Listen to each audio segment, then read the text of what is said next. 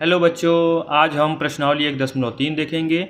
अभी तक आपने प्रश्नावली 1.2 तक का सीरीज नहीं देखा है तो आप उसे ज़रूर देख लें। आज क्लास 10th मैथ का जो एनसीईआरटी का पैटर्न चल रहा है, आज का जो लेक्चर है वो प्रश्नावली 1.3 पर पूरा हम कवर करेंगे। ये प्रश्नावली 1.3 का जो पहला क्वेश्चन है ये बहुत ही ज़्यादा इम्पॉर्टेंट क्वेश्चन है। इस तरह के क्वेश्चन आपके बोर्ड एग्जाम में फिक्स है कि एक क्वेश्चन ज़रूर पूछा जाएगा, एकदम श्योर है। यानी सिद्ध कीजिए कि करड़ी में 5 एक अपरिमेय संख्या है। ये क्लास 9th में भी आप पढ़ चुके हैं, इस पे फोकस करना है, तो आप ध्यान से देखिएगा। इस प्रकार के प्रश्न को कैसे करते हैं। इस प्रकार के प्रश्न को करने के लिए हम सबसे पहले विरोधाभास प्रमेय का प्रयोग करते हैं। यानी जो चीज़ सिद्ध करना है उसका उल्टा हम मान के चलते हैं, वो गलत होता है तो फिर हमको जो सिद्ध करना है वो मिल जाता है। तो लिखेंगे विरोधाभास प्रमेय से, विरोधाभास प्रमेय से। तो विरोधाभास प्रमेय से क्या देखने को मिलेगा, माना यानी जो चीज़ पूछ रहा है उसका उल्टा, यानी माना हम लेके चलेंगे कि करड़ी में 5 एक परिमेय संख्या है। माना करड़ी में 5 एक परिमेय संख्या है।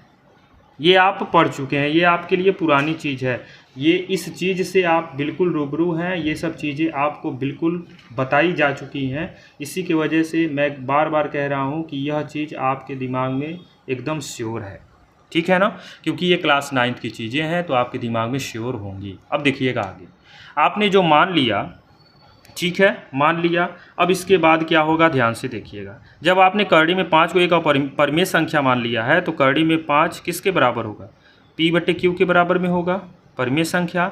जहाँ कंडीशन भी लिख देते हैं कि P और Q क्या है, पूर्णांक हैं, और क्या Q ≠ 0, परिमेय संख्या का ये गुण होता है। और साथ ही में साथ आपको एक चीज़ और भी लिखना है, क्या, कि P और Q में कोई उभयनिष्ठ गुणनखंड नहीं है। जहाँ इसी में P और Q में कोई उभयनिष्ठ, आपने लिखा P और Q में कोई भी उभयनिष्ठ गुणनखंड नहीं है, गुणनखंड नहीं। ये कॉन्सेप्ट आपको लेके चलना है। अब ये कॉन्सेप्ट आप लेके चलेंगे तो आपके लिए थोड़ा सा आसान क्या होगा, अब ध्यान दीजिएगा। अब आपको करना क्या है, ये जो कड़ी में 5 बराबर P/Q है, इसमें दोनों पक्षों में आप वर्ग कर देंगे। दोनों पक्षों में वर्ग करने पर, दोनों पक्षों में वर्ग करने पर जब आप वर्ग करेंगे तो ये करड़ी में 5 का वर्ग हो जाएगा और इधर आपके पास क्या मिल जाएगा, इधर आपको मिल जाएगा P/Q का वर्ग। और करड़ी का वर्ग आप जानते हैं, स्क्वायर करड़ी को कैंसिल कर देगा तो 5 बचेगा। 5 बराबर P²/Q²। इसका मतलब यह आप क्या कह सकते हैं कि Q² में P²/5 हो जाएगा। इसका मीन्स जानते हैं आप लोग क्या हुआ, इसका मीन्स ये हो गया कि ये जो P² है, ठीक है ना, ये जो P² है वो 5 से क्या है, विभाज्य है, 5 से विभाज्य है। और सिर्फ यही नहीं, P भी किससे, 5 से विभाज्य है। जब P² 5 से विभाज्य है तो P भी क्या है, P 5 से विभाज्य है। ये दोनों कंडीशन आप या करके लिख देंगे। इस कंडीशन के बाद आपको क्या देखने को मिल रहा है, यह देखने को मिल रहा है कि यहाँ पे लिखेंगे कि P तथा Q दोनों, सॉरी सिर्फ P वाला हुआ है ना, Q वाला भी आप चाहें तो कर सकते हैं। इसको थोड़ा सा अभी मैं रुक के लिखता हूँ, मैं एक स्टेप आपको आगे ही बता दे रहा हूँ। इसको अभी कुछ समय के लिए जो है ऐसे कट करते हैं। अब यहाँ पर P जो है 5 से विभाज्य है, इसी को आप माना, यहाँ पे क्या करेंगे, माना P आप ये जो 5 है इसके साथ कोई भी अचर पर जैसे C लगा दिया, ठीक है ना।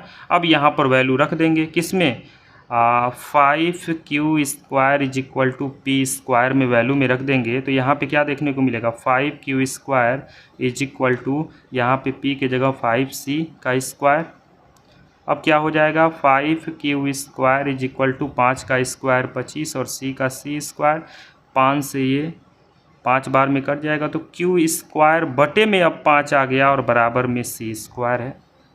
इसका मीन्स 1 मिनट में ऊपर कर लो जी, अब दिख रहा होगा आपको। इसका मीन्स ये हुआ फिर वही चीज़ क्या कि q स्क्वायर 5 से विभाज्य है, q स्क्वायर 5 से विभाज्य है। जब q स्क्वायर 5 से विभाज्य है तो q भी 5 से विभाज्य है, तो q 5 से विभाज्य है। अब मैं जो ऊपर आपको बता रहा था वो कॉन्सेप्ट अब आप लेके चलिएगा। यहाँ पे मैं लिख रहा था ना p और q दोनों, अब इस कॉन्सेप्ट को आप नीचे लेके बिल्कुल चल सकते हैं, कोई दिक्कत नहीं। अब यहाँ पे आप लिखेंगे कि p तथा q दोनों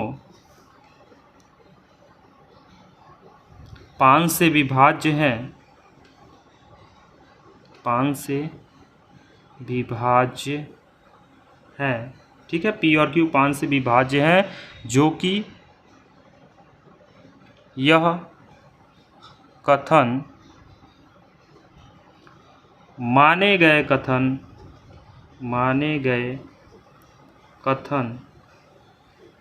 को या माने गए कथन का विरोध करता है। यानी आपने तो माना था कि p और q जो है वो परिमेय संख्या है और कोई भी उभयनिष्ठ गुणनखंड नहीं होना चाहिए, लेकिन यहाँ क्या देखने को मिल रहा है कि p और q दोनों 5 से विभाज्य है। इसका मतलब कि यह कथन जो है, ये जब 5 से विभाज्य मतलब कोई उभयनिष्ठ गुणनखंड नहीं होना चाहिए, यहाँ तो 5 उभयनिष्ठ हो गया। तो यह जो है कथन माने गए कथन, यानी जो कि यह कथन जो है माने गए कथन का विरोध करता है। और जब विरोध करता है तो आप क्या कहेंगे, अतः माना गया कथन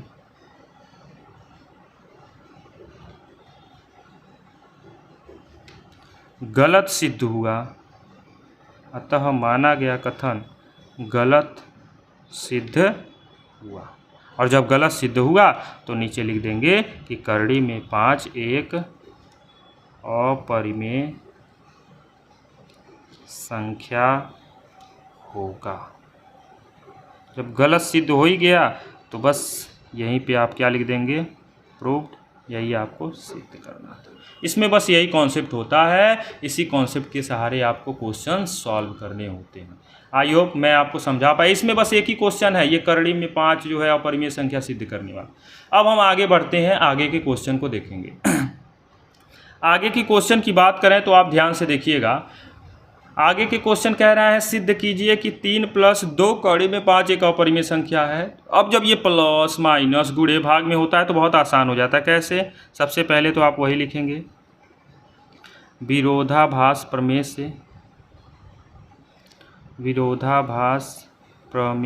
से क्या होगा, ध्यान दीजिएगा। क्या चीज़? माना 3 + 2 कड़ी में 5, विरोधाभास प्रमेय से क्या हो जाएगा, एक अपरिमेय संख्या है, एक परिमेय संख्या, क्योंकि हम विरोध कर रहे हैं ना तो उल्टा मानेंगे, परिमेय संख्या है। और जब आपने विरोधाभास लगा लिया, परिमेय संख्या है, तो उस कंडीशन में क्या हो जाएगा, 3 + 2 करड़ी में 5 बराबर हो जाएगा p/q के। अब देखिएगा यहाँ से एक जो प्लस माइनस गुणा भाग होता है तो इसलिए आसान होता है क्योंकि मैं अभी आपको स्टेप जब समझा दूंगा तो आप सारी चीज़ें क्लियर हो जाएंगी, आप कहेंगे कि जी। अब देखिएगा ये 3 बराबर क्या हो जाएगा, ये p/q है और ये +2 कड़ी में 5 को उधर भेज देंगे तो -2 कड़ी में 5 हो जाएगा। 3 बराबर आपको मिल जाएगा p/q -2 कड़ी में 5। या फिर आप ये कर सकते थे, या लिख दीजिए, या में क्या कर सकते थे कि 2 कड़ी में 5 को इधर रहने दीजिए और p/q इधर है तो 3 को उधर भेज दीजिए -3। मतलब इन दोनों में से कोई भी आप फॉर्मेट लिख सकते हैं, ये बस मैं आपसे कहना चाह रहा हूँ। इस 2 को भी भेज दीजिए तो करड़ी में 5 बराबर क्या मिल जाएगा, p/q, यहाँ 2 का गुणा हो जाएगा 2q माइनस का 3 हो जाएगा कि नहीं हो जाएगा, बिल्कुल हो जाएगा। यानी 1/2 यहाँ पे आपका आ जाएगा 1/2 के रूप में, यहाँ पर भी बटे में क्या आ जाएगा, 2 आ जाएगा, दोनों के बटे में 2 चला गया। तो इसको अगर आप सॉल्व करते हैं तो आपको रिजल्ट जो है वो परिमेय संख्या ही मिलेगा, क्योंकि करड़ी में तो है नहीं। लेकिन ये करड़ी में 5 तो आप जान ही रहे हैं कि ये कैसी संख्या है, अपरिमेय संख्या है। अब यहाँ पे आप क्या लिखेंगे, परिमेय संख्या अपरिमेय संख्या। ये तो पहला, ये तो बड़ी जो है कन्फ्यूजन वाली चीज़ मिल गई कि अपरिमेय संख्या परिमेय संख्या के बराबर, ये तो नॉट इज इक्वल टू होना चाहिए। और जब नॉट इज इक्वल टू है तो माना गया कथन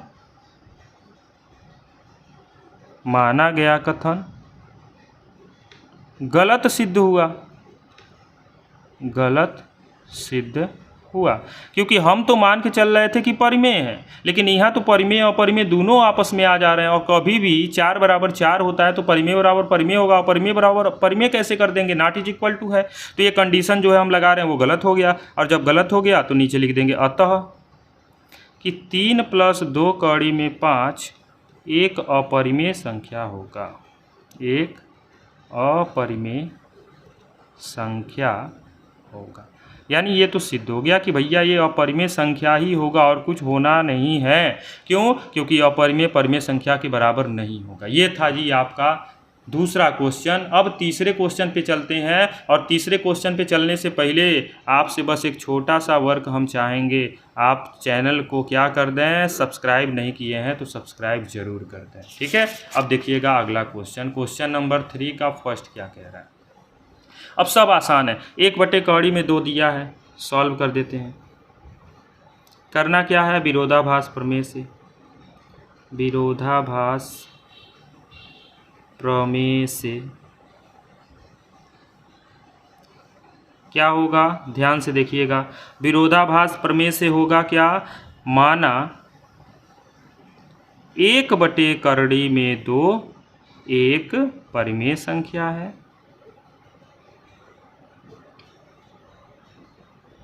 और परिमेय संख्या है तो कंडीशन क्या होता है, जहाँ PQ पूर्णांक है और Q not is equal to 0, ये कंडीशन होता है। जब परिमेय संख्या है तो भैया परिमेय संख्या को हम किसके बराबर में लिख सकते हैं, P/Q के रूप में। तिर्यक गुणा कर देंगे, लिखेंगे तिर्यक गुणा करने पर, तिर्यक गुणा करने पर, तिर्यक गुणा करेंगे तो आपको क्या देखने को मिल रहा है कि तिर्यक गुणा जब हम कर रहे हैं तो यहाँ पर क्या देखने को मिल रहा है कि Q का 1 में गुणा हो गया Q, और बराबर में P का √2 से गुणा हो गया, ठीक है। या फिर आप क्या कर सकते थे, √2 इधर रहने दें तो Q/P बराबर √2। अब P/Q चाहिए, चाहे Q/P कहिए, रिजल्ट आपका परिमेय संख्या ही कहलाएगा। अब ये तो हो गया परिमेय संख्या, और जब करड़ी के अंदर अभाज्य संख्या देख रहा है तो ये तो आपका अपरिमेय संख्या होगा, ये तो आप श्योर हैं, अपरिमेय संख्या होगा। अब परिमेय अपरिमेय दोनों तो नॉट इज इक्वल टू होगा, क्योंकि परिमेय बराबर परिमेय या तो अपरिमेय बराबर अपरिमेय कर दें, लेकिन यहाँ तो ये ऐसा हो गया, तो यहाँ लिख देंगे कि माना गया कथन गलत सिद्ध हुआ, माना गया कथन गलत सिद्ध हुआ, माना गया कथन क्या लिख देंगे, गलत सिद्ध हुआ। और जब गलत सिद्ध हुआ तो यहाँ पे लास्ट में लिख देंगे अतः 1/कड़ी में 2 एक अपरिमेय संख्या होगा, अपरिमेय संख्या होगा। यही आपको प्रूव्ड करना था। तो जब ये शुरू वाला होता था ना, तो उसमें हम लोग थोड़ा सा स्टेप बढ़ाए थे, अब स्टेप ज़्यादा बढ़ाने की आवश्यकता नहीं, बस छोटी छोटी पॉइंट को लिखते जाना है, समझते जाना। अब अगला पॉइंट में भी आपको यही करना है, इसको भी जब सॉल्व करेंगे तो क्या करना है, कॉन्सेप्ट वही लेके चलना है। विरोधाभास प्रमेय से लिखेंगे, विरोधाभास प्रमेय से अब होगा क्या, ध्यान से देखिएगा। माना, क्या माना कि 7 करड़ी में 5 एक परिमेय संख्या है, एक परिमेय संख्या है। अब ठीक है, परिमेय संख्या है तो वहाँ कंडीशन भी दिखा दीजिए, जहाँ P, Q पूर्णांक हैं और Q not is equal to 0, ये कंडीशन है। अब जब परिमेय संख्या है तो 7 करड़ी में 5 किसके बराबर होगा, P बटे Q, क्योंकि परिमेय संख्या P बटे Q के रूप में लिखते हैं। 7 को इधर भेज दीजिए तो करड़ी में 5 बराबर मिल जाएगा P बटे 7 की। और अभी अभी आपने पहले क्वेश्चन में ही देखा कि करड़ी के अंदर 5 है, वो अपरिमेय संख्या होता है, तो ये आपका बन गया अपरिमेय संख्या बराबर। और इधर आपका P बटे Q में आप गुणा भाग किसी से भी एक पूर्ण संख्या से करिए तो आपको परिमेय संख्या ही मिलेगा, बस करड़ी में नहीं होना चाहिए। अब ये तो नॉट इज इक्वल टू होगा, क्योंकि दोनों तो आपस में बराबर हो नहीं सकते हैं, और आप बराबर कहने की बात कर रहे हैं। तो जब बराबर करने की बात कर रहे हैं तो भैया गलत चीज़ है, और जब गलत चीज़ है तो यहाँ पे आप क्या कह सकते हैं कि माना गया कथन गलत सिद्ध हुआ। माना गया कथन गलत सिद्ध हुआ। और जब माना गया कथन गलत सिद्ध हुआ तो आप लिखेंगे अतः क्या 7 करड़ी में 5 एक अपरिमेय संख्या होगा, एक अपरिमेय संख्या होगा। यही आपका डेरिवेशन है। जब आपके साथ ये देखिएगा, जब कुछ गुणे के रूप में हो, कुछ जो ये भी गुणे के रूप में कुछ जोड़ाया घटाया जाता तो प्रश्न बहुत आसान, बस इसी कॉन्सेप्ट को ऐसे ही लेके चलना होता है और आपका रिजल्ट आ जाएगा। अब देखिएगा अगला भी हम इसी कॉन्सेप्ट को ऐसे ही लेके चलेंगे, इसको भी सॉल्व कर दीजिए। लिखेंगे विरोधाभास प्रमेय से, विरोधाभास प्रमेय से। अब होगा क्या, एकदम ध्यान से तब देखिए क्या होगा। मान लेते हैं, माना कि 6 प्लस कौड़ी में 2 एक परिमेय संख्या है, एक परिमेय संख्या है। और जब परिमेय संख्या आपने मान ही लिया है तो कंडीशन भी लिख दीजिए, जहाँ P Q क्या होता है, परिमेय संख्या जो मानते हैं पूर्णांक, और क्या Q not is equal to 0। तो बस इसी को दिखा दीजिए, 6 प्लस कौड़ी में 2 किसके बराबर, परिमेय संख्या, मतलब P बटे Q के बराबर हो गया। अब 6 को इधर भेज दीजिए तो कौड़ी में 2 इधर बचेगा और इधर P बटे Q और -6 हो जाएगा। तो परिमेय संख्या में अगर कोई पूर्णांक घटा रहे हैं तो परिमेय संख्या ही तो मिलेगा बस। और इधर तो कौड़ी में 2 आपको साफ साफ दिख रहा है कि ये अपरिमेय संख्या है।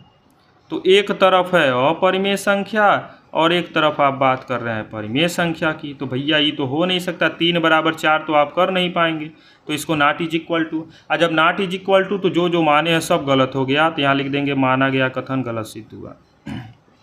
माना गया कथन गलत सिद्ध हुआ, गलत सिद्ध हुआ। और जब माना गया कथन गलत सिद्ध हुआ तो भैया जो दिया है वही सही है। अतः क्या 6 प्लस कौड़ी में 2 एक अपरिमेय संख्या होगा, एक अपरिमेय संख्या होगा। और यही आपका डेरिवेशन था, इसी को प्रूव करना था। बस कुछ ज़्यादा क्वेश्चन था नहीं 1.3 में, तो बस ये 1.3 में हमने 3 क्वेश्चन तक आपको बता दिया। और मैं आपको एक और इम्पॉर्टेंट चीज़ बता दूं कि जैसे हमने पहला जो वीडियो बनाया था तो उसमें उदाहरण को भी बताए थे, तो आपके यूपी बोर्ड के एग्जाम में उदाहरण उतना इम्पॉर्टेंट है नहीं, लेकिन अगर आप कमेंट बॉक्स में लिखिएगा तो उदाहरण को भी हम फोकस करेंगे। अभी बस हमको क्वेश्चन एनसीईआरटी बुक में जितने क्वेश्चन हैं उस पर फोकस करना है। अगर आपको वीडियो अच्छा लगा होगा तो भैया शेयर जरूर कीजिएगा, और चैनल को सब्सक्राइब नहीं किए हैं तो सब्सक्राइब करके रखिएगा, और वीडियो को भी लाइक ज़रूर कीजिएगा। Thank you so much.